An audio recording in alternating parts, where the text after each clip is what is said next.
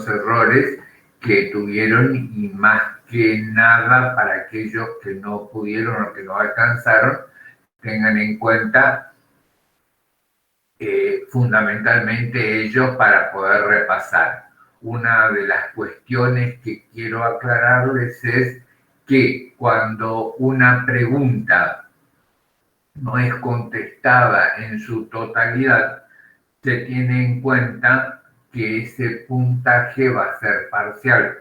O sea, no se le da por perdida toda la pregunta, sino que se tiene en cuenta qué porcentaje de la misma fue respondida bien y cuál porcentaje fue respondida mal. Lo que sí puedo decirles es que afortunadamente la profesora decidió no implementar ningún tipo de castigo. ¿Eso qué significa? Que no se descuenta absolutamente ningún punto de las preguntas con múltiple choice que no fueron contestadas bien o que, por ejemplo, no digo que por mala intención, sino porque consideraron que así podía ser la solución, marcaron todos los casilleros. En ese caso, el sistema a veces prevé que se haga un descuento de puntos. La profesora Greco resolvió que no lo iba a hacer en esta primera instancia. Todas esas consideraciones, por favor, tenganlas en cuenta para el segundo. Lo dije en la última clase antes del examen y lo vuelvo a repetir hoy.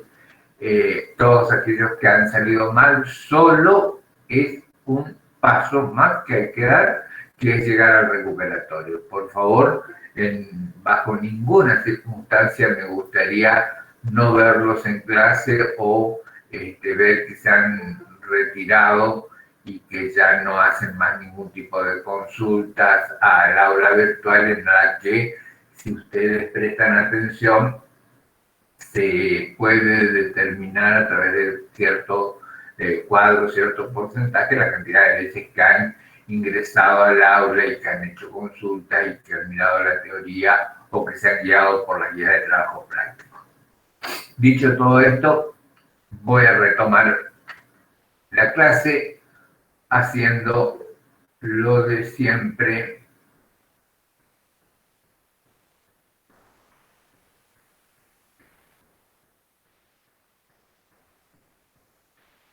Sí, Daniela, es lo que te decía. En el transcurso de la tarde seguramente la profesora titular va a habilitar para que los puedan ver.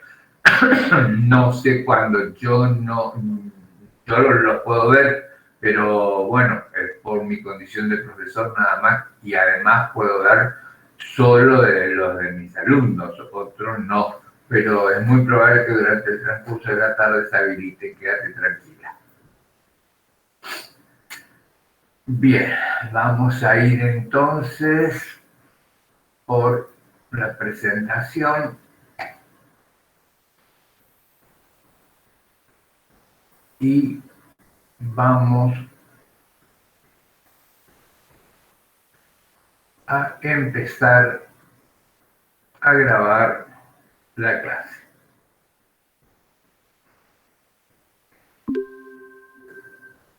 Perfecto. Yo les había pedido que miraran el ejercicio número 6.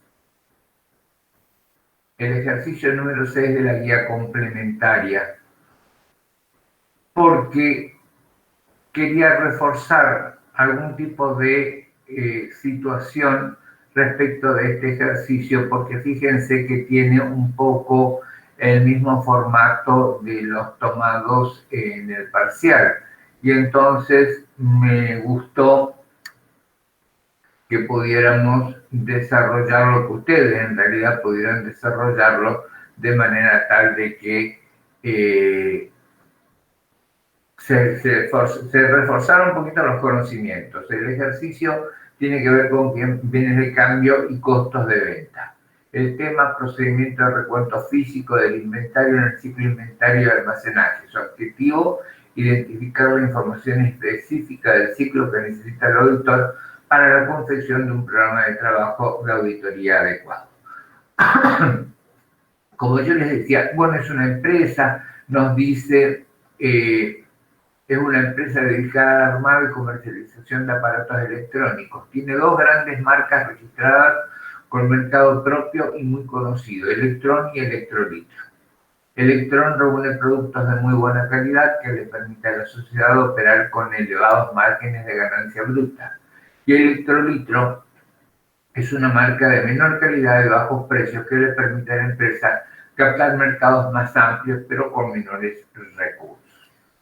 Fíjense que lo que se pide es que se incluyan diferentes situaciones ocurridas desde la determinación de la empresa de hacer el inventario a la fecha de cierre y nos solicitan opiniones. Recuerde que ya decidió que su presencia como auditor en el recuerdo le brindará una posición sustancial de la evidencia de auditoría necesaria para los objetivos de existencia e integridad y que se comprometió con el gerente a organizar la toma del inventario. Aquí tenemos que tener en cuenta dos situaciones. La primera es la que yo les había comentado, que la toma de inventario básicamente se divide en tres partes, antes, durante y después. En esta primera parte es donde se comprometió el auditor con el gerente. Fíjense que nunca, bajo ninguna circunstancia, es el auditor solamente el que da las directivas para la realización de la toma de inventario. ¿Esto qué significa? Que el compromiso, el involucramiento de la gente o de la alta gerencia de la empresa es imprescindible para que la toma resulte efectivamente positiva y que nos permita a nosotros tener una idea clara respecto de la toma de inventario. Yo voy a mirar, yo les voy a mostrar, les voy a contestar algunos de los puntos nada más. ¿Por qué? Porque a mí me parece importante que ustedes intenten desarrollarlo solo, contestarlo solo. Y yo les había dicho que iba a subir la resolución. La resolución no la voy a subir hoy, la voy a subir recién la semana que viene. Porque, insisto, me pasó que cuando les di el ejercicio de la guía complementaria anterior, había subido la resolución y la verdad que no hubo mucha gente que la llevó adelante y que la resolvió. Entonces, en este caso, me gustaría, porque es muy sencilla, no tiene nada de complicado. Vamos a hacer 2 o 3 puntos para que vean cómo es el desarrollo y qué es lo que pretendo que realice. El 1 de septiembre, Guillermo Blanco, gerente general, le pidió su aprobación para designar a Sergio Gómez, jefe de almacenes, como responsable por la realización del recuento. El gerente general opina que como es el jefe de almacenes, está muy interesado en el éxito de este proceso y conoce muy bien las características de los bienes a contar, es la persona ideal para esta función. Su opinión es: estoy de acuerdo, porque estoy de acuerdo, pero con las siguientes observaciones: estoy de acuerdo, no estoy de acuerdo, y sugiero la alternativa correcta. En este caso, lo que nos está pidiendo es que emitamos una opinión como auditor respecto de la designación de este señor al frente de la toma de inventario. La respuesta, sin lugar a dudas, pero sin lugar a dudas, es: estoy de acuerdo, pero, señores, siempre, como les decía, hay que tratar de que sean varias las personas que se involucren, de manera tal de que no solamente una sola esté dirigiendo, esté dando las instrucciones. Entonces, en este caso, desde mi punto de vista, la respuesta correcta sería: estoy de acuerdo, pero con las siguientes observaciones. Junto con este jefe de almacenes, que se encuentre alguien de la gerencia. Fíjense que tenemos un gerente general, por lo tanto hay gerentes departamentales seguramente. Entonces, o el jefe de almacenes como encargado más otra persona de la empresa. ¿Para qué? Para que juntos realicen la supervisión que es una de las tareas obligadas cuando se toma un inventario. Obvio, no se olviden que aparte de esas dos personas, la presencia del auditor como compromiso asumido es imprescindible. El otro punto dice, el señor Sergio Gómez, responsable del inventario, le hizo llegar una copia de las instrucciones para realizar el recuento.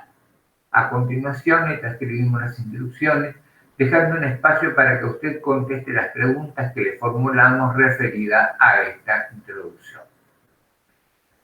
El inventario se realizará el 31 de octubre en la planta de la sociedad. El horario de inicio será 7 de la mañana. El responsable del inventario es quien firma estas instrucciones y estará presente a la hora del inicio durante todo el recuento. Y la pregunta que nos tendríamos que contestar es ¿por qué es necesario designar un responsable del recuento? Es lo que les acabo de comentar, es lo que les acabo de decir.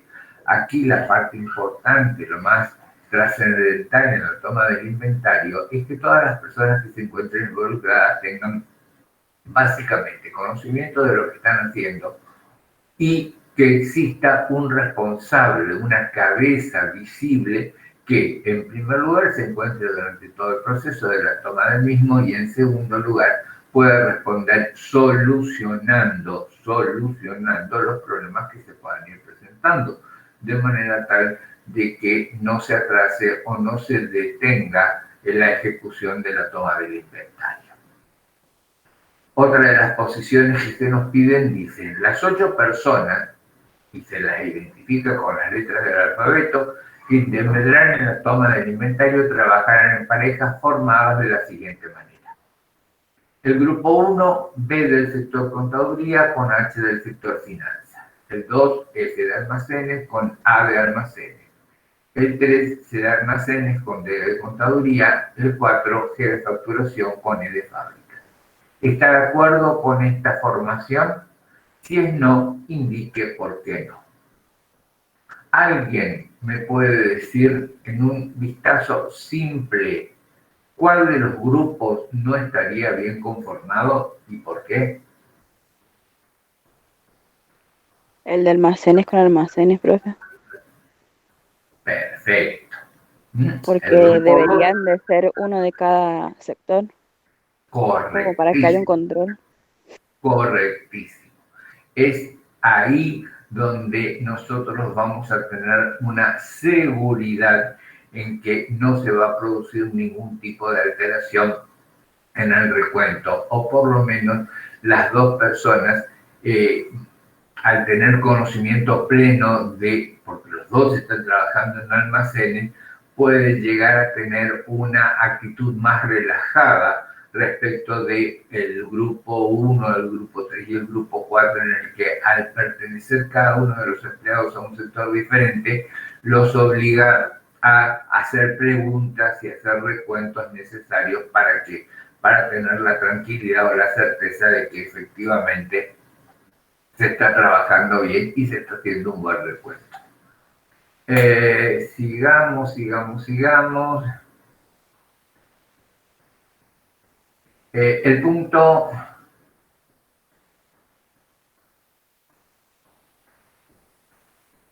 2.6 y 2.7. El punto 2.6 dice, piensa que estas instrucciones son completas, de no ser así mencione qué temas se omitieron. Y el punto 2.7, quienes deberían conocer estas instrucciones antes del recuento. ¿De qué estamos hablando? Nosotros dijimos que como primera medida el responsable transmitió a todos los involucrados en el inventario cuáles eran los procedimientos, cuáles eran las famosas normas de control interno que se iban a aplicar en la toma del inventario. Entonces, al finalizar el recuento, el supervisor recibirá los papeles de cada pareja y será responsable de la compilación. O sea, no solamente las parejas van a hacer el recuento, van a tomar nota de todas las cosas que encuentren. Y cuando hablo de todo lo que encuentren, hablo de que si están todos los artículos, cuál es la cantidad y si los mismos están en condiciones de ser vendidos o no. O sea, no solamente se transmite en forma numérica el inventario, sino la calidad en la que se encuentra cada uno de los productos contados. La respuesta a la 2.6, que si las instrucciones son completas, miren, en principio sí, en principio están completas, pero cualquier otra observación que se pueda hacer siempre es bienvenida. El auditor siempre tiene en cuenta que puede mejorar la actuación de los que se encuentran realizando el inventario o tomándolo. Lo que yo les dije la vez pasada es que también el auditor puede cambiar algunos de los procedimientos que o no se ajusten o no se apliquen como corresponde. Por eso tiene que el responsable que habíamos determinado allá arriba en los primeros de los puntos estar presente junto con el auditor a efecto fundamentalmente de juntos ir viendo la evolución del mismo y si está bien realizado o no.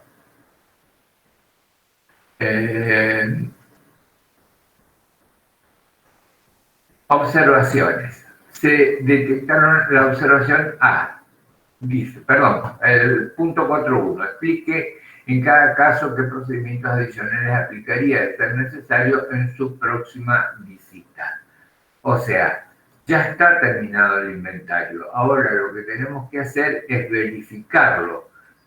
Tareas antes, durante y después del inventario. En este caso vamos a ver si tenemos que hacer algún tipo de aclaración para que se reacomode para el próximo inventario.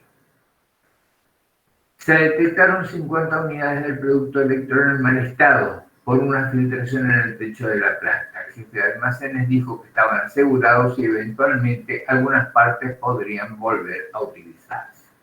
Lo que nos está pidiendo aquí es que fijemos qué procedimiento para la toma de inventario deberíamos aplicar en circunstancias de esta naturaleza.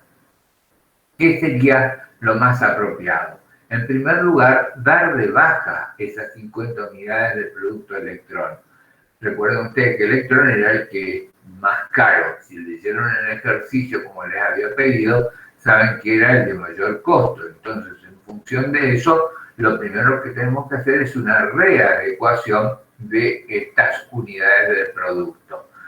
Y a su vez dice que están asegurados y eventualmente algunos podrían volver a utilizarse. O sea, aquellos productos que están en mal estado volvemos a reclasificarlos. Por ejemplo, productos de segunda categoría. Entonces, de esa manera, no todas esas 50 unidades estarían perdidas. Y por el otro lado, al estar asegurados, nacería automáticamente una cuenta contable que refleje la pérdida de valor, el costo de venta no va a ser el mismo, por supuesto, entonces va a reflejar una diferencia. Todo eso deberíamos nosotros pautarlo para la próxima toma de inventario.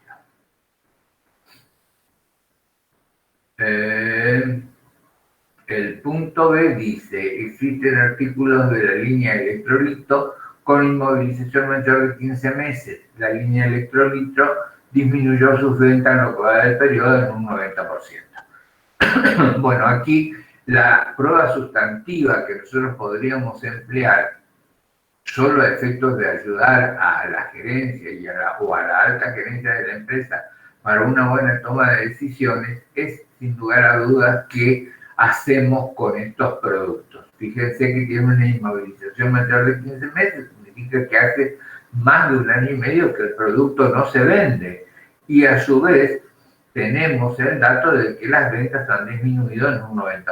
Entonces, ¿qué hay que hacer aquí? Aquí hay que aconsejar, porque también es función de los auditores, fijar de alguna manera la posibilidad de que el mismo sea colocado a un precio mucho menor al que tiene, hacer hincapié en una buena propaganda, en una buena en una buena política de venta para poder, o de descuentos extraordinarios para poder tratar de llevar adelante la venta de estos productos que no tienen tanto movimiento. Ese sería el ejercicio. Hay varias situaciones en las que vuelvo a repetirle, realmente me gustaría que lo lleven adelante, porque como ustedes saben, en ejercicios de esta naturaleza no existe una sola respuesta y no existe, por supuesto, una sola posición. Cada uno de los auditores puede y tiene la posibilidad de poder hacer todas las adecuaciones que crea convenientes. Fíjense en este punto 2.6 que lo traje a propósito para que hagamos una reflexión respecto al mismo. Dice, piensa que estas instrucciones son completas. ¿Qué estoy queriendo decirles? Que nosotros aquí podemos agregar cualquier tipo de opinión que se nos ocurra que esté directamente relacionado. Ahora, el tema fundamental es en qué momento, antes, durante o después. Yo particularmente me inclino por contestar en cualquiera de las tres instancias. ¿En qué momento o cuál es el momento preciso? Cuando me doy cuenta que las instrucciones dadas no están claras o no fueron completas. Por ejemplo, tengo clavos. Señores, yo no puedo pedirle a los empleados que estén involucrados en la toma del inventario que cuenten uno por uno los clavos. Los productos de esta naturaleza generalmente se inventarían por kilo. Entonces, de esa manera, yo, por ejemplo, no di la instrucción, no dije los clavos, los tornillos, las arandelas, no sé, no se me viene a la cabeza algún otro producto de esta naturaleza, deben ser inventariados, pero teniendo en cuenta que la unidad de medida va a ser el kilo. Yo no lo dije. Entonces, ¿a qué estoy obligando? Estoy obligando a los empleados a realizar un conteo individual de cada uno de ellos. Situación, por supuesto, que bajo ninguna circunstancia podría llegar a obligar a la gente que está involucrada en la toma del inventario a perder semejante tiempo. Dicho esto, señores, me gustaría, insisto, que lo completen y yo en el transcurso de la semana que viene voy a levantar una solución tentativa, nada más, como para que tengan la posibilidad de comparar con lo que ustedes pudieron haber colocado. Espero se haya entendido lo que pretendía de este ejercicio.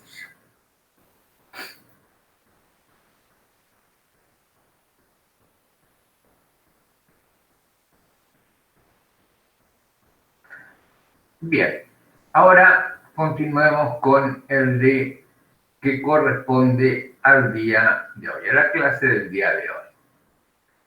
Este ejercicio también, perdón, ya llegó, ténganme paciencia.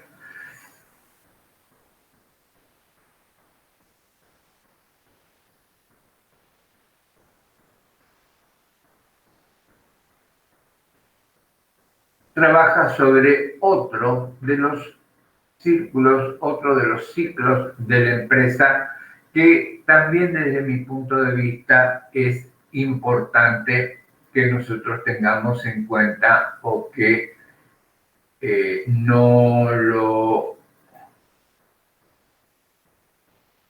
lo tengamos en cuenta porque es básico dentro del estado de situación de una empresa. Así como yo les decía que todo lo que tiene que ver con bienes de cambio me resulta a todas luces importante porque es como la columna vertebral de la empresa es la que va a proveer los fondos necesarios para realizar todo el resto de las actividades comerciales, sea cual fuere la naturaleza de lo que venda, o en el otro caso, si estoy hablando de servicios, todo lo que tiene que ver con servicios, en cualquiera de las actividades, si tengo personal, definitivamente va a tener que el auditor hacer de todo este ciclo una revisión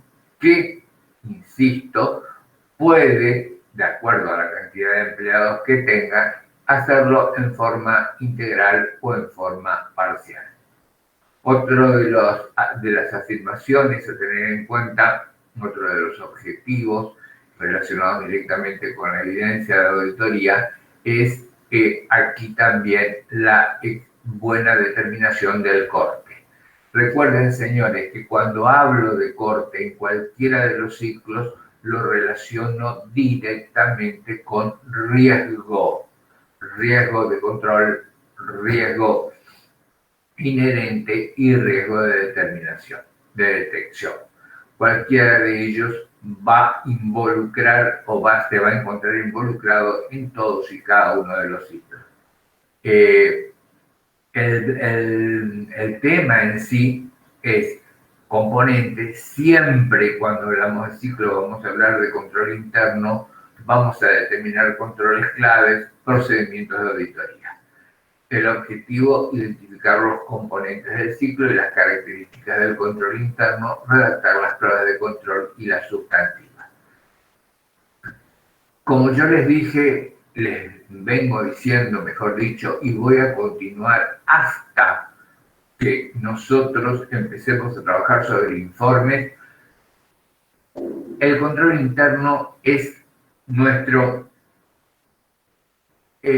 fuerte para poder realizar, para poder determinar todo lo que tiene que ver con el programa de auditoría, todo lo que tiene que ver con el enfoque que le voy a dar al programa de auditoría, todo lo que tiene que ver con la determinación de controles y, por supuesto, como les decía, todo lo que tenga que ver con riesgos. En este caso, señores, nos pide que identifiquemos los principales componentes del ciclo, nómina y personal, que enunciemos las características particulares que tiene este ciclo relacionadas con el control, que enunciemos los procedimientos que aplicaríamos para relevar el control interno relacionado con el circuito de liquidación y pago de haberes, que identifiquemos los puntos fuertes de control y entre ellos los controles que usted consideraría clave, que redactemos las pruebas de control para los controles claves identificados en el punto anterior y que redactemos las pruebas sustantivas que usted aplicaría para los principales componentes del ciclo. Recuerden, control interno. La revisión del control interno nos va a llevar a determinar dos situaciones. Que tengamos nosotros controles fuertes y controles débiles. Dentro de los controles fuertes, nosotros tenemos que hacer todas las operaciones que sean necesarias a efectos de determinar si los mismos pueden transformarse en controles claves. ¿Cómo se transforman o cómo el auditor determina que ese control fuerte es clave? Realizando la prueba de control. Si nosotros tenemos una positividad en el resultado de la prueba de control, entonces ese control es fuerte. En teoría, seguramente se lo dijeron, pero yo quiero reforzar el concepto de ¿para qué me sirve? ¿Para qué me sirve? Dos situaciones, porque son preguntas obligadas, sobre todo para todos los alumnos que van a tener que rendir el final. La primera pregunta es, ¿para qué estudio riesgo? ¿Para qué estudio el riesgo? Y segundo, ¿por qué digo que el control clave facilita el trabajo del auditor? Son los dos puntos que debo tenerlo en cuenta a efectos de que de poder seguir adelante o de poder hacer el trabajo que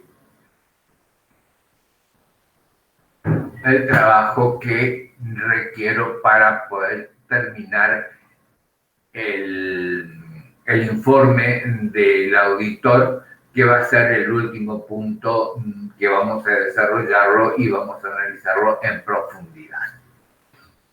Veamos entonces qué es lo que se nos presenta, qué dice el ejercicio. Usted forma parte del equipo de auditoría de la empresa El Camino S.A. dedicada a la construcción de rutas en todo el país con un total de 500 empleados. A usted le asignaron el ciclo nómina y personal. La empresa, a efectos de la administración de novedades y liquidación de haberes, se divide en dos zonas, zona norte y zona sur, cada una con su responsable de liquidación. Las novedades llegan al sector de liquidación junto con la planilla de asistencia del personal antes del 25 de cada mes. Existen ciertos retrasos en la recepción de las planillas que se dan principalmente en el interior de Chaco y Misiones por la modalidad misma del servicio en localidades alejanas de difícil acceso. Les recuerdo, estos ejercicios son ejercicios de laboratorio.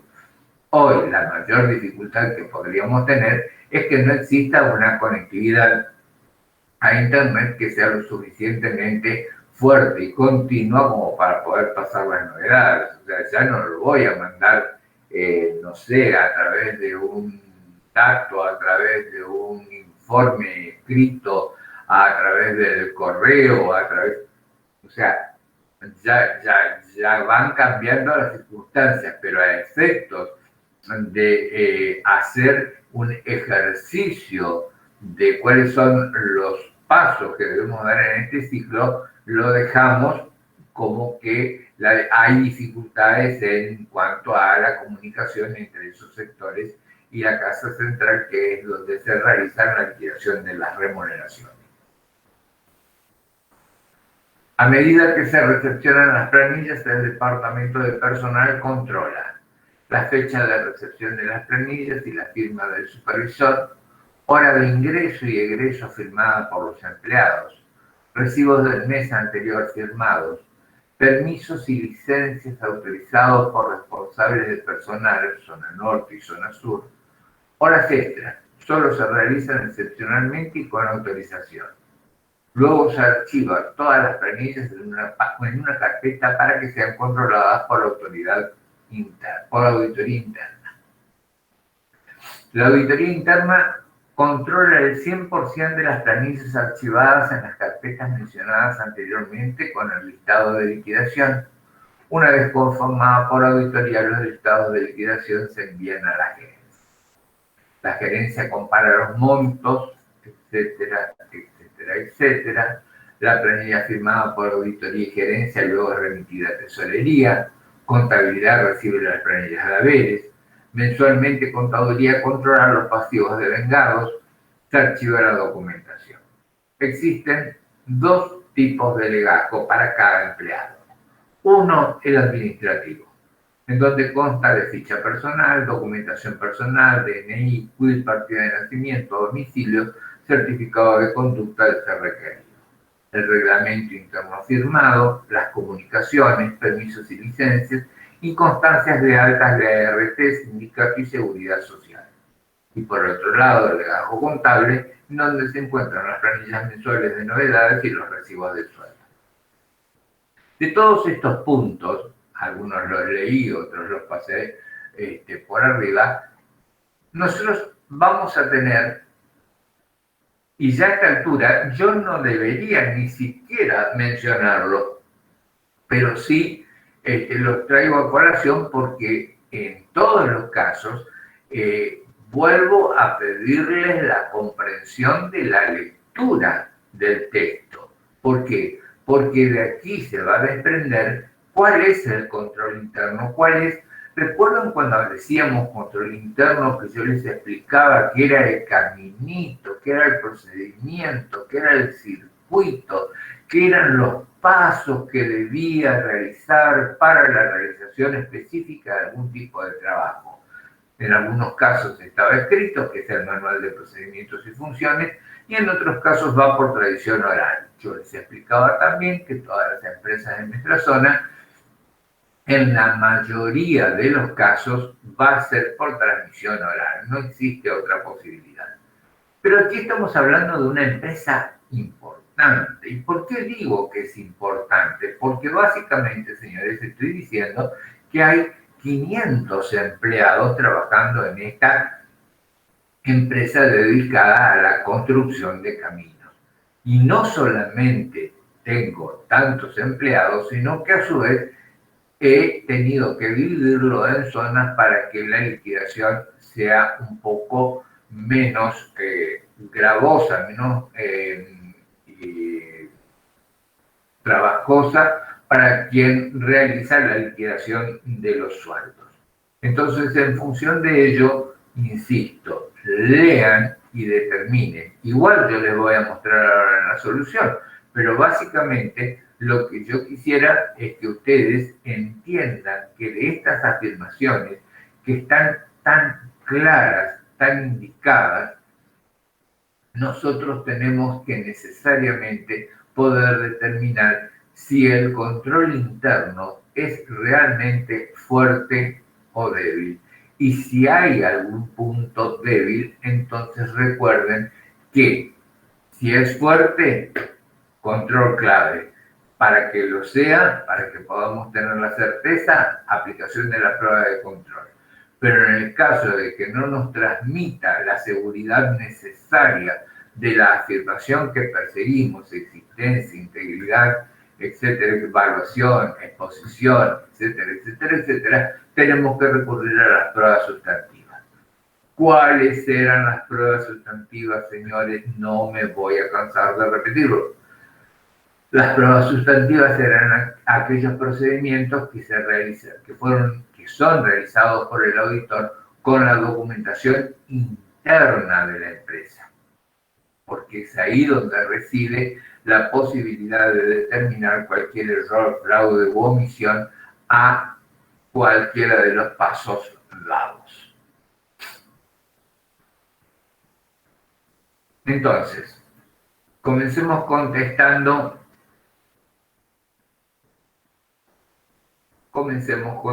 los requerimientos.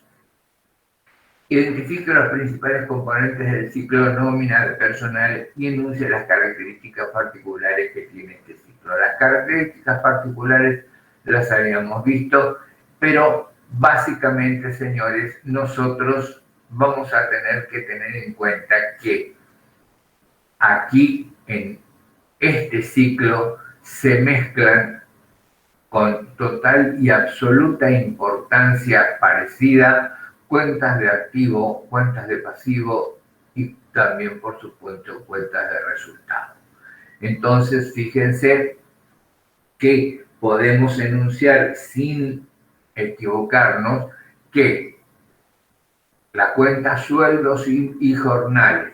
Esto era lo que yo les decía. A veces nosotros damos por sobreentendido cuando nombramos una cuenta contable. ¿Por qué? Porque ya cuando nosotros estábamos estudiando en primer año, segundo año, en tercer año, cuando nosotros estábamos haciendo los planes de cuenta y todo lo demás, nosotros teníamos claro que la cuenta sueldos y jornales tenía una característica particular, tenía una característica propia, que podía ser una cuenta de resultado, pero también podía ser una cuenta de pasivo, pero también podía ser una cuenta de activo. Entonces, señores,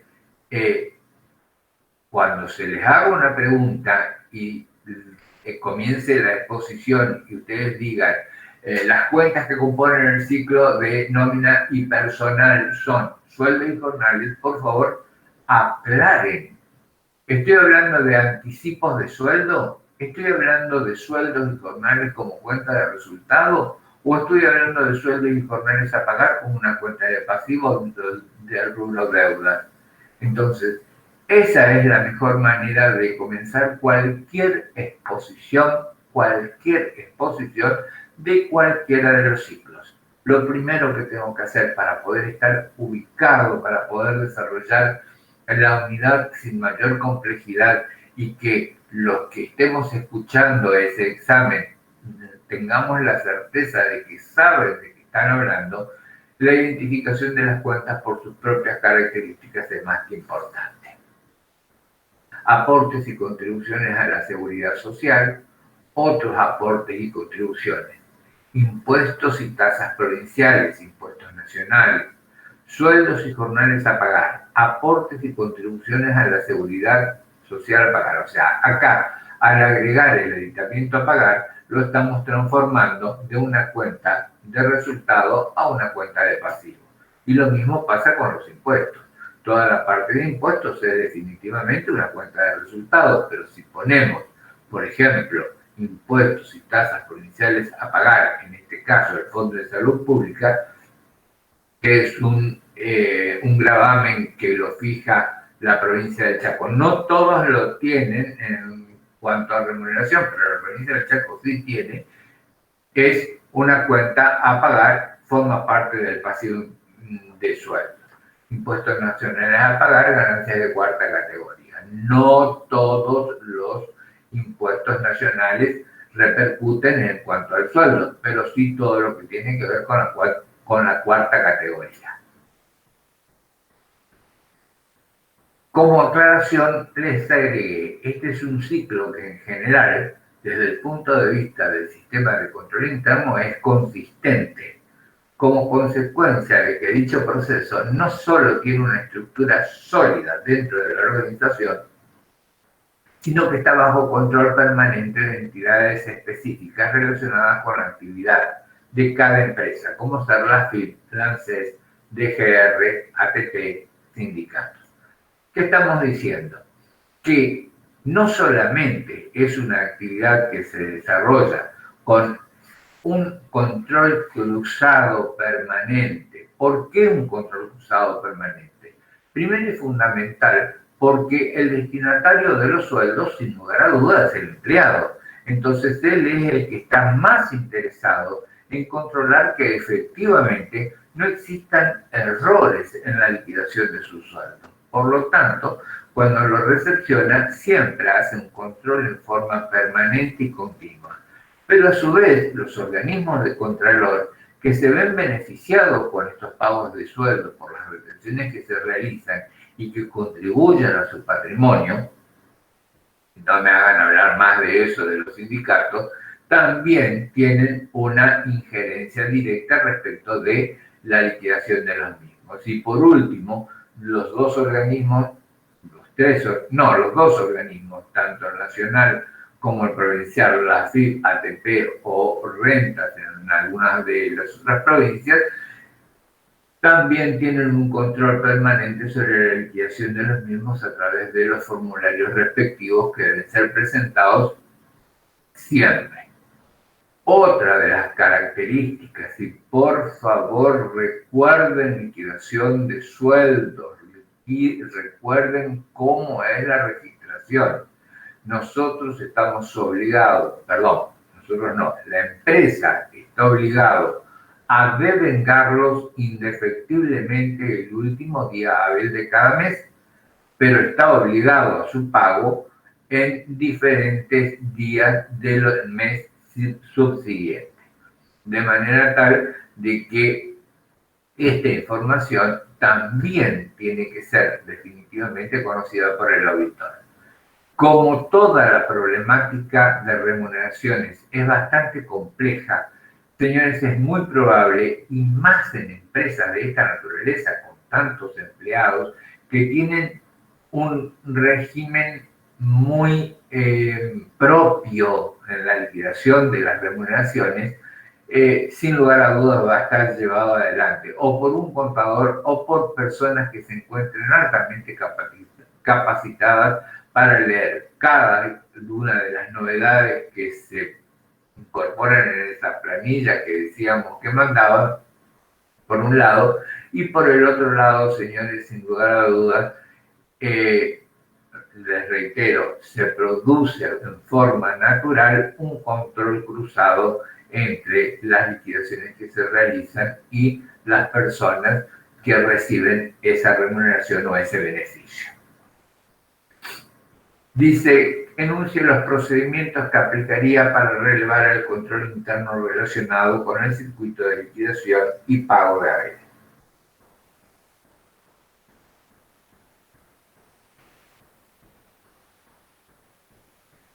Fíjense que como estoy hablando de una empresa de gran envergadura, básicamente, si estuviéramos hablando de una empresa del medio, de una pyme, de una micro, de una empresa familiar, lo que primero yo pediría como auditor sería la nómina completa de los empleados para saber qué es lo que tengo en la mano, cuánto es lo que voy a tener que trabajar para realizar la auditoría de este ciclo.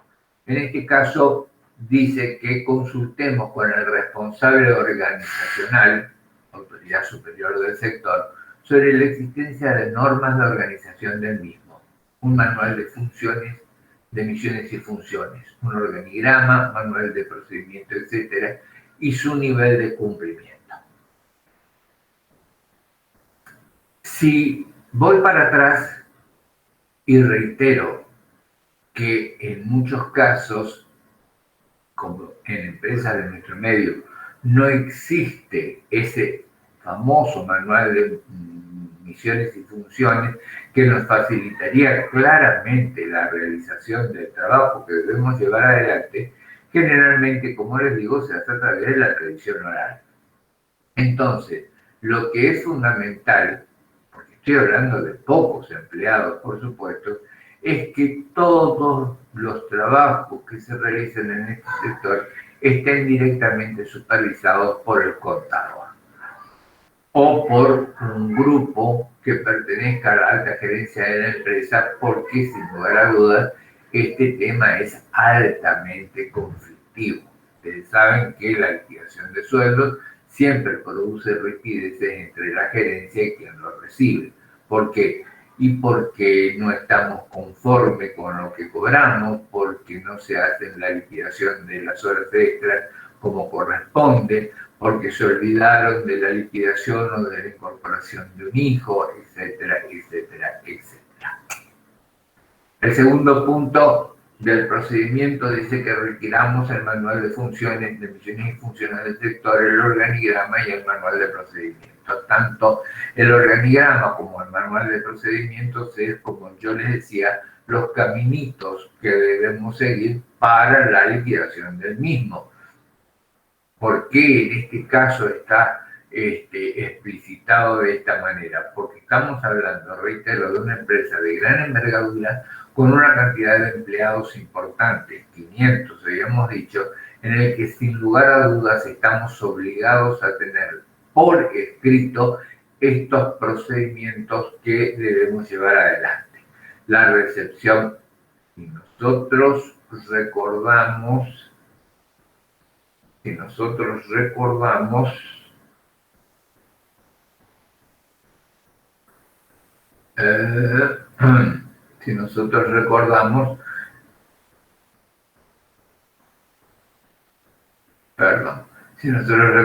el planteo, decíamos que nosotros teníamos que enviar información, la misma era recepcionada y a su vez era separada en aquella que tenía que ver con que es de carácter informativo nada más, como por ejemplo conocer el quit o el quil de un empleado o el certificado de domicilio, de aquellos otros que sí nos dan lugar a el cobro de algún tipo de aditamento a nuestra remuneración, como por ejemplo un certificado de nacimiento, un certificado de matrimonio, como por ejemplo un informe de, supónganse que cobramos comisiones, un importe del jefe de ventas donde diga cuánto nos ha asignado por la comisión por la venta de ciertos y determinados productos de mercadería.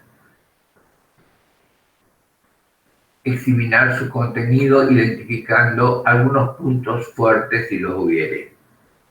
¿Qué significa la identificación de puntos fuertes? Significa el establecimiento justamente de controles que nos permitan a nosotros tener la certeza que la información que tiene todo un camino, porque surge la información básicamente desde el lugar donde se produce el hecho. Por ejemplo, la realización de horas extras. Si yo estoy hablando de que mi empresa está trabajando en el interior del Chaco, y ahí es donde, por algún motivo específico, el capataz dijo, bueno, hoy no vamos a terminar a las 2 de la tarde, sino que vamos a seguir hasta las 5, hasta las 6, hasta las 7, daría lugar al nacimiento de las extras. Entonces, ¿cómo llega esa información de las horas extras desde el interior del Chaco hasta Resistencia, donde se produce la liquidación de los sueldos? ¿Cómo se envió? La misma es en tiempo y forma. Recuerdan que decía que la información la teníamos, decía, fecha de recepción de la planilla y la firma del supervisor, horas de ingreso y egreso firmada por los empleados, recibo del mes anterior firmado. Nos decía que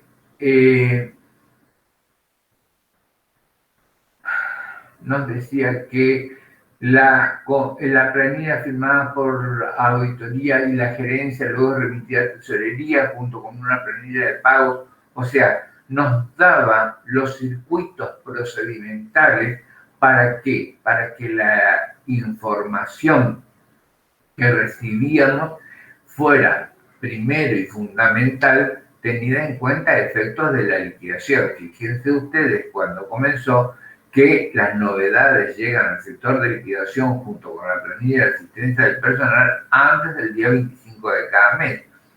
Y entonces la primera pregunta que nosotros nos deberíamos hacer es, ¿está bien que llegue el 25 si el empleado trabaja hasta el 30?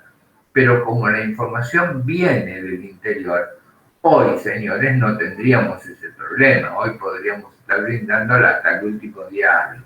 Pero les reitero, como este es un ejercicio de laboratorio, pusimos esta fecha de efectos de decir, señores, que este es un punto fuerte del control interno. ¿Por qué? Porque en esos 5 días nos va a permitir, desde el punto de vista de la administración, llevar adelante todos los controles necesarios.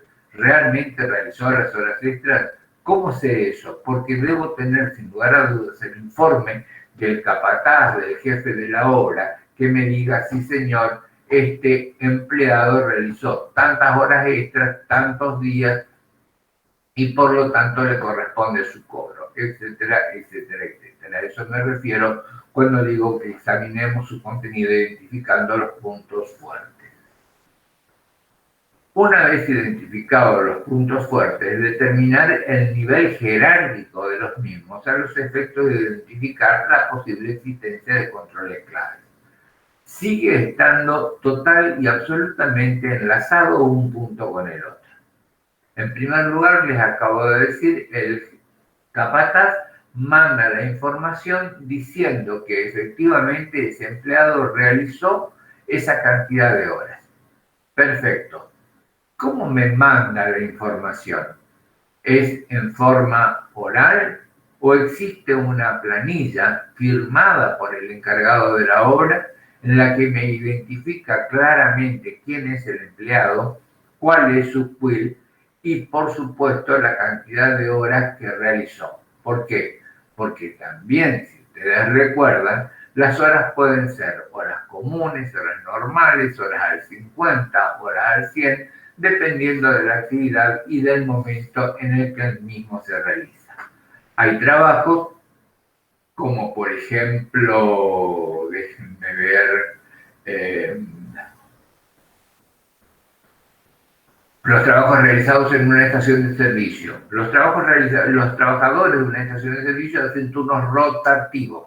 ¿Eso qué significa? Que una vez le corresponde trabajar a la mañana, una vez le corresponde trabajar a la tarde y una vez le corresponde trabajar a la noche. El precio de la hora, señores, para cada uno de esos turnos es exactamente lo mismo. ¿Por qué? Porque en el convenio colectivo de trabajo, que es la base fundamental que el auditor va a tener en cuenta, el primer punto que va a tener en cuenta para poder hacer una revisión concienzuda de todo este tema, es leerlo con profundidad y sin lugar a dudas conocer ese contrato, porque ahí es donde se especifican las modalidades del trabajo. Entonces, de esa manera, yo sé que no va a cobrar horas extras. Ahora, no va a cobrar horas extras en el caso de que esté dentro de sus horarios programados, ¿no es cierto? Entonces, de esa manera vamos a hablar ahora de empleados de comercio. Los empleados de comercio hacen de las 8 hasta las 12 y desde las 16 hasta las 20. Ahora, por ejemplo, con este gran y peligroso problema de la pandemia, justamente hoy, señores, escuché que el señor gobernador había autorizado que los empleados de comercio podían trabajar hasta las 21. El horario natural de un empleado de comercio es desde las 16 hasta las 20. Pero en este caso, nosotros vamos a tener la posibilidad de trabajar hasta las 21. Entonces hay que ver qué se resuelve el convenio colectivo de trabajo, qué resuelve respecto de esa hora, entre las 20 y las 21. ¿Va a ser considerado como una hora normal? ¿Va a ser considerado como una hora al 50%? ¿Va a ser considerado como una hora al 100%? Ustedes saben que cada una de esas liquidaciones tiene su propia modalidad, transformando, una vez que tenemos el tema, en la posibilidad de determinar la existencia de un control clave. ¿Qué hacíamos respecto de realizar consultas con los responsables de esos puntos fuertes respecto de su funcionamiento y grado de cumplimiento de las normas? ¿Esto qué significa? Buscar, señores, definitivamente los elementos de control para poder realizar justamente la prueba de control. Porque si se realizan este tipo de operaciones, si estoy diciendo de que el empleado de comercio va a cobrar comisiones, si el empleado va a cobrar por vivienda, va a cobrar por lavado de ropa, va a cobrar por aditamiento de calzado o de ropa de trabajo, que en muchos casos los convenios colectivos obligan a entregar. ¿Se ha cumplido? Sí, la respuesta es sí, se cumplió. Bueno, perfecto, pero ¿y cuál es la constancia? No, yo acá tengo firmado en mi escritorio las recepciones de esa ropa de trabajo que le di a cada uno de los empleados. Entonces, de esa manera, ¿cuál sería la prueba de control? La verificación de esos comprobantes firmados por el empleado que correspondan a la entrega. Generalmente los convenios dicen 2 veces al año.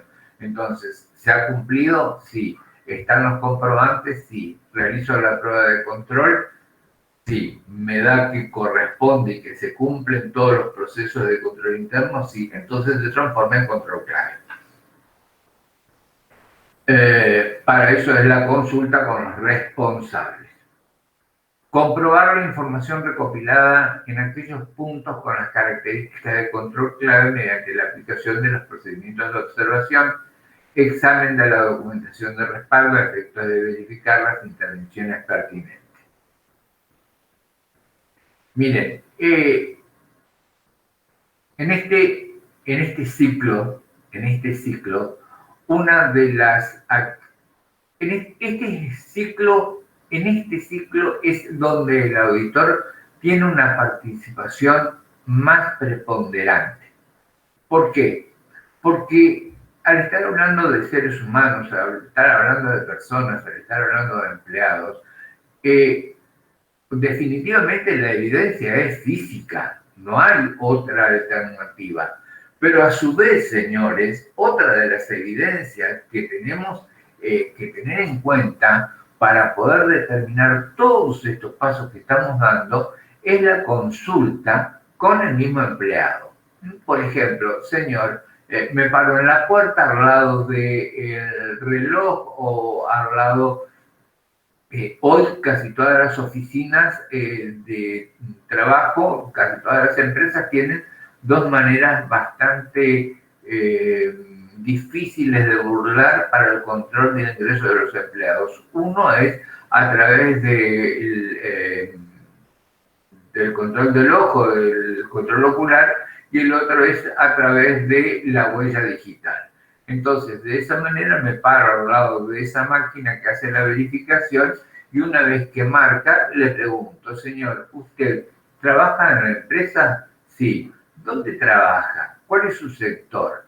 Señor, dígame, no solamente es físico, porque estoy parado al lado del empleado, sino que estoy realizando otra de las evidencias, que es la consulta para saber si efectivamente tiene o no tiene la responsabilidad de quien ha programado las normas de control interno, si las mismas se cumplen o no se cumplen.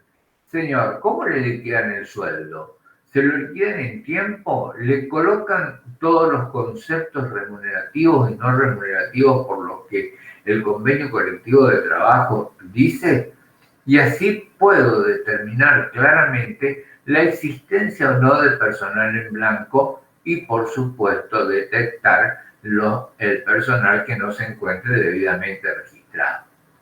Hoy, siempre, el ingreso de un empleado comienza por lo que se denomina en AFIP la incorporación o registración temprana del empleado. Es un procedimiento que se hace donde se indica al ente de recaudación que voy a contratar a un empleado y que el mismo va a comenzar a trabajar en determinada fecha. Mediante la aplicación de procedimientos de observación, examen de la documental. Obviamente, toda nota que yo tome respecto de lo que me digan los empleados o de lo que yo pueda observar, voy a contraponerla ¿con qué? Con los registros, en principio con el registro obligatorio del libro de sueldo y jornales. Y por el otro lado, la verificación de si todos esos conceptos que me dijo el empleado que estaba cobrando se ven reflejados en los recibos. Por ejemplo, un control documental. Dije físico, dije consulta con terceros, dije control documental del libro y de, por supuesto, los recibos. Y también, señores, en este ciclo, la consulta con terceros respecto de, por ejemplo, hacer la averiguación correspondiente con el abogado de la firma si existe o no existe algún tipo de juicio en marcha de algún empleado que o haya sido despedido o por algún motivo ha realizado o tiene algún conflicto con la empresa. Una vez efectuado ello, interpretar la información reunida y evaluar el funcionamiento del sector a los efectos de determinar su funcionamiento y el enfoque de auditoría a adoptar.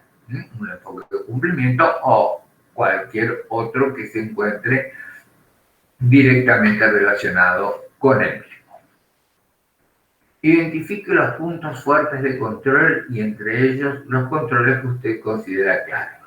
Bien, ¿esto de dónde surge? Surge de la lectura que habíamos hecho de toda la posición, de todas las afirmaciones que habíamos determinado, de todos esos circuitos que habíamos podido determinar, ya sea por indagación propia o porque habíamos revisado esos famosos manuales de funciones y misiones en donde nosotros sabíamos o deberíamos haber sabido cuáles eran los pasos que debíamos dar.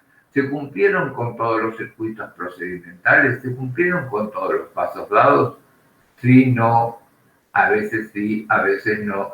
Y entonces de esta manera, recuerden ustedes que el primer punto, al ser el control del control, de hacer la revisión de control interno para la determinación si el control es fuerte o el control es débil. En este caso, estamos tratando de determinar si los mismos pueden ser considerados claves o no. Los puntos fuertes que se determinaron en este ejercicio fueron control de datos por parte del Departamento de Personal en el momento de la recepción de las planillas, control de la auditoría interna, control y autorización por parte de la gerencia, verificación del empleado de la gerencia, verificación del asiento de devengamiento del jefe contable, control de contaduría de los pasivos devengados. Entonces, Básicamente, señores, de lo que estamos hablando es de lo que se había determinado en cada uno de estos puntos. ¿Qué habíamos dicho? La planilla firmada por auditoría y gerencia, luego remitida a tesorería, junto con una planilla de pago, donde consta QUIL y CBU. Recuerden ustedes que hoy la incorporación del CBU es importante porque por normativa ya desde hace varios años los empleados recibimos la remuneración a través de una cuenta bancaria que no tiene costo y se llama justamente cuenta de remuneración del empleado para hacer la acreditación de los saberes. Tesorería, en función de su programación presupuestaria, transfiere los fondos. Punto 4. Contabilidad recibe la planilla de haberes. Un empleado de contaduría verifica la misma y devenga el asiento de remuneraciones. Eso era lo que yo les decía. Las remuneraciones se devengan indefectiblemente el último día hábil de cada mes y se pagan entre 5 y 7 días posteriores del próximo mes. El jefe contable verifica el asiento, controla que estén bien imputados los costos laborales a cada uno de los centros de costos. Y aquí, señores, se mezcla la cuenta costo. ¿Por qué se mezcla la cuenta costo? Porque si estamos hablando de un proceso, como por ejemplo en este caso la construcción de una ruta, todos los sueldos pagados van a formar parte del costo de la obra. Entonces, en principio, no van a ser cuentas de pérdida, van a ser cuentas de costos de incorporación a la obra en proceso. Lo mismo ocurriría si estoy fabricando algo y entonces en la línea de fabricación yo todavía tengo productos en curso de elaboración y las horas de esos empleados que están atendiendo esa línea de producción, en principio van a ser, sin lugar a dudas, costos de incorporación de la mano de obra y no gastos. El jefe contable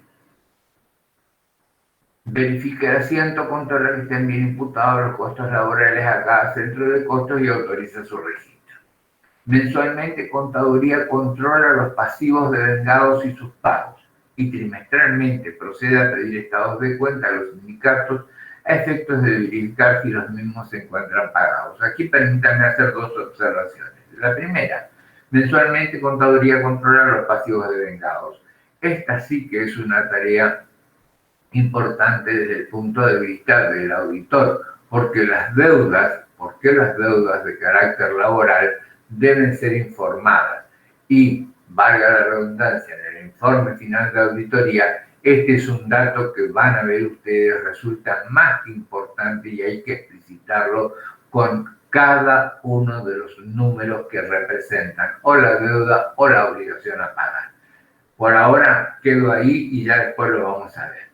Trimestralmente, dice, procede a pedir estado de cuenta. Como esta es una empresa altamente organizada, dice que pide trimestralmente los estados de los sindicatos, pero yo les puedo asegurar, señores, que los sindicatos son los que mensualmente hacen un control por el devengamiento de estas obligaciones e informan en forma casi automática si los mismos se cumplieron o no.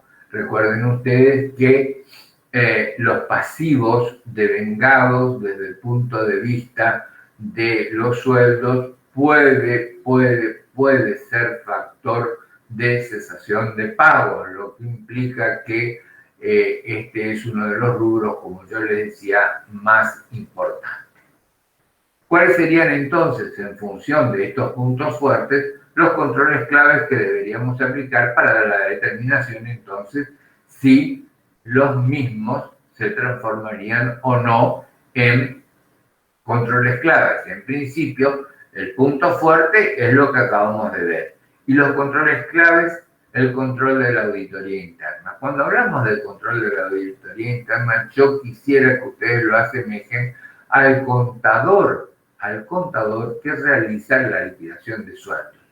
Y también permítanme aclararles que la mayoría de las veces la liquidación de sueldo y empresas de esta envergadura no se hacen en la empresa, sino se hacen en un estudio contable, porque es tanto el trabajo que hay que realizar que muchas veces no alcanza o no hay lugar suficiente para realizarlo dentro de la empresa.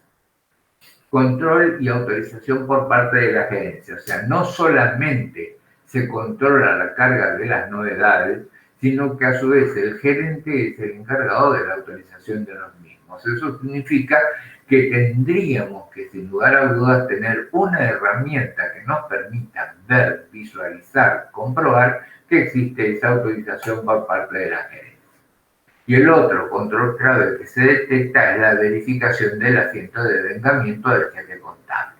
Ustedes saben que indefectiblemente para el nacimiento de todas estas cuentas que nosotros habíamos visto en principio, que estaban directamente relacionadas, cuentas de activos, cuentas de pasivos y cuentas de resultados, nacen a través de qué, sin lugar a dudas, nacen a través de el asiento de vengamiento que realiza el jefe contable o una persona de la administración que esté altamente capacitada para hacerlo.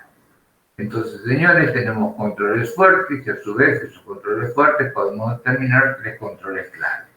Ahora, ¿qué nos pide el ejercicio que hiciéramos? Que determinemos las pruebas de control. Redacte las pruebas de control para los controles claves identificados en el punto anterior. Observar la revisión de la auditoría interna sobre las planillas. Observar la revisión de la auditoría interna sobre las planillas. Verificar la intervención de la auditoría interna en ella sobre una muestra. Efectuar el recálculo de los componentes contenidos en las planillas seleccionadas. Verificar la razonabilidad de los costos laborales mediante la ejecución de procedimientos analíticos, comparando las cifras que surgen de la planilla con los importes de meses anteriores. Constatar la intervención y autorización de la gerencia en la planilla. Verificar la coincidencia de las cifras que surjan de la planilla con los registros contables del devengamiento. Señores, vuelvo a lo que les había comentado respecto de la prueba de control. Siempre la prueba de control es la verificación, es un acto que debe llevar adelante el auditor con documentación, enfrentando, confrontando documentación de lo que yo tengo con lo que yo digo y con lo que se ha hecho. Y, por supuesto, fíjense todas las evidencias que juegan. La física, sin lugar a dudas, observar la revisión de la auditoría interna en las planillas. Si estoy hablando de planillas, definitivamente estoy hablando de cálculo y de recálculo. Estoy hablando de la realización de procedimientos analíticos en el caso de que, por ejemplo, encuentre una situación que me llame la atención. Yo les decía que una de las más habituales y las más fáciles de detectar es cuánto pagué el mes anterior, el trimestre anterior, el semestre anterior, el ejercicio anterior. Cualquiera de la confrontación de esos datos que me dé una diferencia, que me dé una modificación entre un importe y otro, que lo considere importante, entonces me va a obligar a la revisión a través de un procedimiento analítico, que es ver qué fue lo que pasó, por qué aumentó, por qué disminuyó. Y aumentó porque se produjo un acuerdo en el convenio de trabajo en el que se llegó a un acuerdo de un aumento de sueldo. O, como está ocurriendo en este caso por el tema de la pandemia, se ha producido un despido sustancial de personas ante la falta de trabajo para llevar adelante o para poder afrontar esta situación que es tan delicada. Verificar la coincidencia de las cifras que surgen de las planillas con los registros contables del devengamiento. Generalmente nosotros, a través de la confrontación de la carga de novedades, más la liquidación de sueldos, más el sueldo, va a darnos como resultado, sin lugar a dudas, la obligación de verificar en el libro el asiento de devengamiento de sueldo en el libro diario para saber si los importes son coincidentes. Decíamos que no todos los puntos, no todos los controles fuertes, no todos los controles internos iban a ser fuertes. Entonces, en ese caso, podría llegar a existir entonces la necesidad de aplicar pruebas sustantivas para determinar o para que pueda transmitirle al auditor cierta fortaleza en la información que recibe y o transformarla en un punto fuerte y o recomendar que se altere alguno de los procedimientos para que esto no ocurra y pueda brindarle al próximo auditor o a al mismo personal de la empresa para la realización de trabajos en forma más ordenada. Dice, ejecutar procedimientos analíticos a efectos de determinar que no existan diferencias inusuales con las cifras contenidas en los registros de meses anteriores. ¿Qué es lo que les acabo de decir? Considerando las variaciones producidas como consecuencia de las modificaciones de las condiciones de algunos componentes que conforman los rubros que integran el ciclo. O sea, no significa desde ningún punto de vista que las diferencias estén mal o que las diferencias sean producidas por error, fraude u omisión de alguna información, sino que lo que persigo ante la prueba sustantiva, ante la ejecución de pruebas sustantivas, es verificar que la diferencia sea realmente razonable. Seleccionar una muestra de legajos representativa del total de los empleados de la empresa. Riesgo de detención. Señores, ¿qué sueldos qué legajos voy a seleccionar? ¿Todos los legajos? ¿Algunos legajos? ¿Qué legajos voy a seleccionar? Miren, lo razonable es, de acuerdo a la jerarquía que existe en la empresa, jefes, empleados, gerentes, directores, poder hacer una muestra selectiva de cada uno de ellos y entonces ahí sí tengo un primer corte.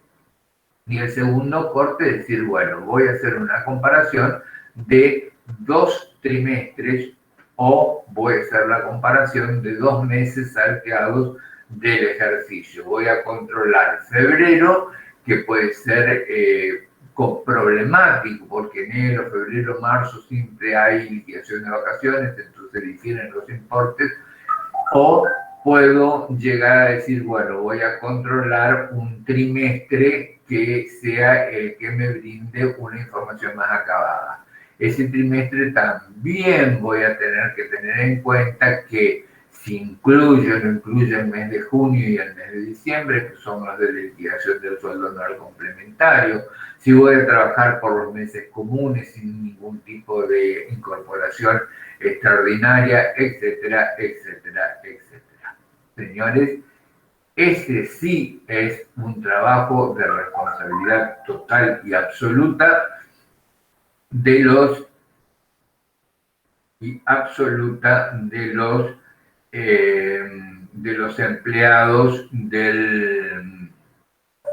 empleados de la empresa, lo que nos indica o nos indicaría claramente que tengo que revisar porque existe una diferencia que no es del todo coherente con lo que debería surgir.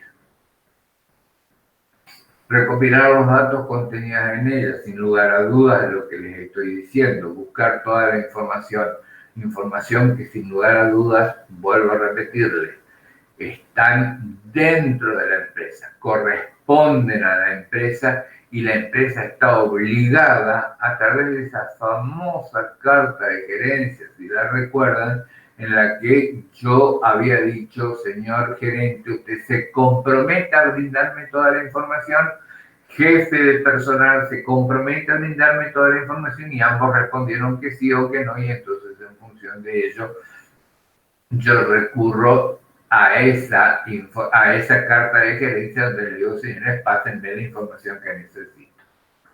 Comparar dichos datos con los contenidos en las planillas de sueldo y los recibos respectivos.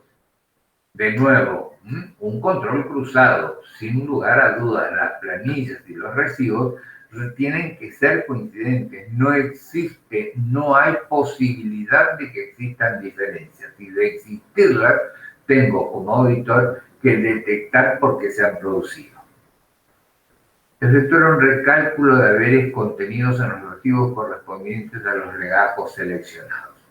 Este, señores, es un trabajo que sin lugar a dudas no lo puedo evitar. No lo puedo evitar. Y aquí de nuevo, tengo que fijar un corte, tengo que fijar una cantidad X de comprobantes a revisar y partiendo de la información que me suministren, o sea, de las hojas de novedades, de las planillas de novedades, llevar adelante por mi cuenta, por cuenta de la auditoría, por cuenta del auditor, la reliquidación del sueldo a efectos de saber si coinciden o no en todos y cada uno de los aspectos numéricos. Por último, comparar los datos obtenidos con los que contiene el documento de base para la registración contable del asiento de devengamiento a efectos de confirmar su coincidencia.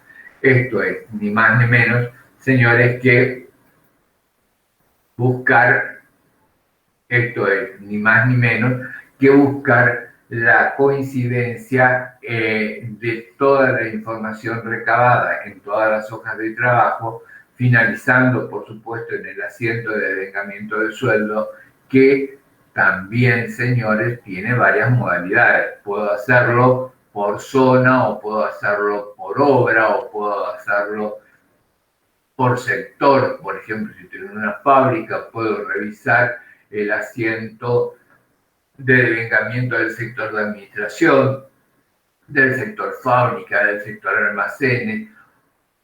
Yo tengo que determinar, de acuerdo a las pautas de control interno que me han dado, cómo va a estar hecha la registración. Y en función de eso, entonces, hacer la verificación. Y de nuevo, señores, vean ustedes que están en juego todas y cada una de las evidencias que habíamos estado estudiando. Cierro la exposición recordándole, señores, recordándole, por favor, que, sin lugar a dudas, existe la posibilidad de errores, de omisiones, y a mí no me gusta hablar de fraudes, pero a veces puede darse en este que es uno de los rubros más importantes de la empresa. En función de ello, los trabajos que se realizan, ya sea desde el punto de vista del enfoque, ya sea desde el punto de vista, si tengo un enfoque de cumplimiento o un enfoque de saldo, lo más importante es que yo pueda determinar claramente y no equivocarme en cuáles son los procedimientos que voy a aplicar para la obtención de justamente esa, de todos esos procesos de verificación para obtener un resultado de cada una de las partidas, de cada una de las cuentas contables que habíamos establecido como directamente relacionadas en este rubro. Con esto, señores, estamos finalizando la clase del día.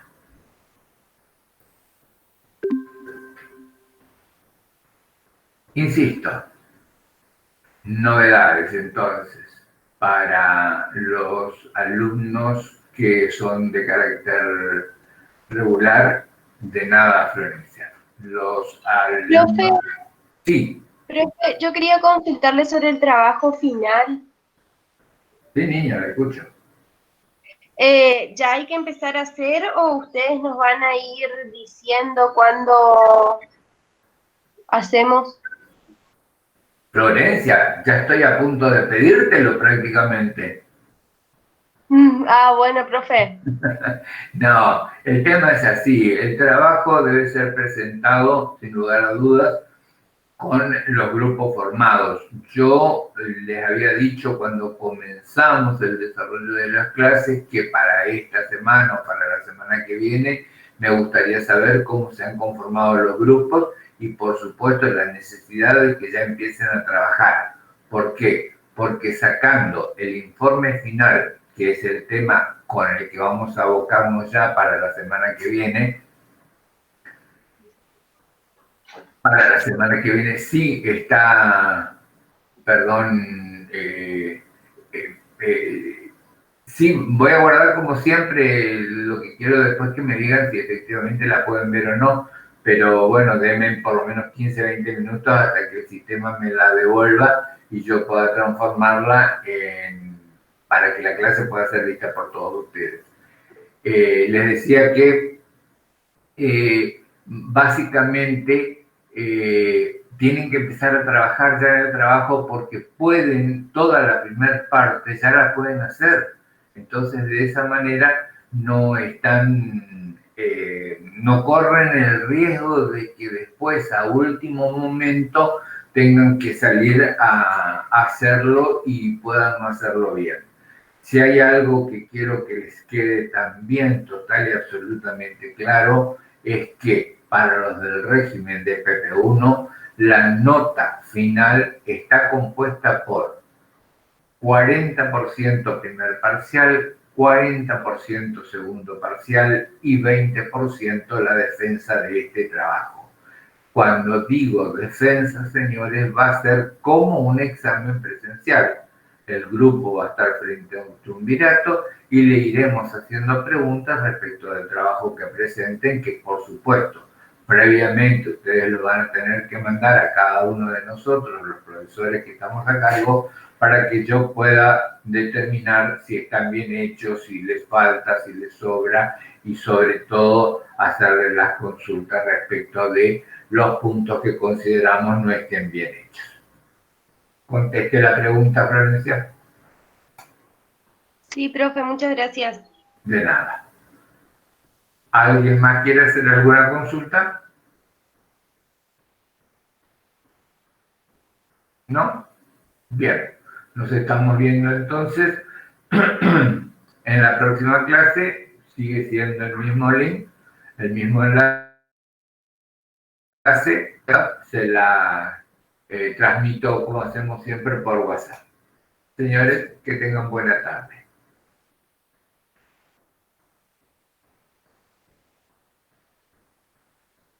De nada. Chao, profe. De nada, gracias a ustedes.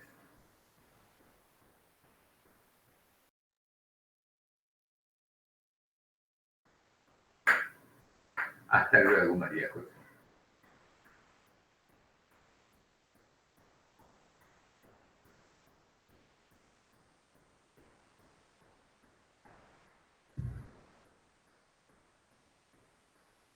Chao, Milagros.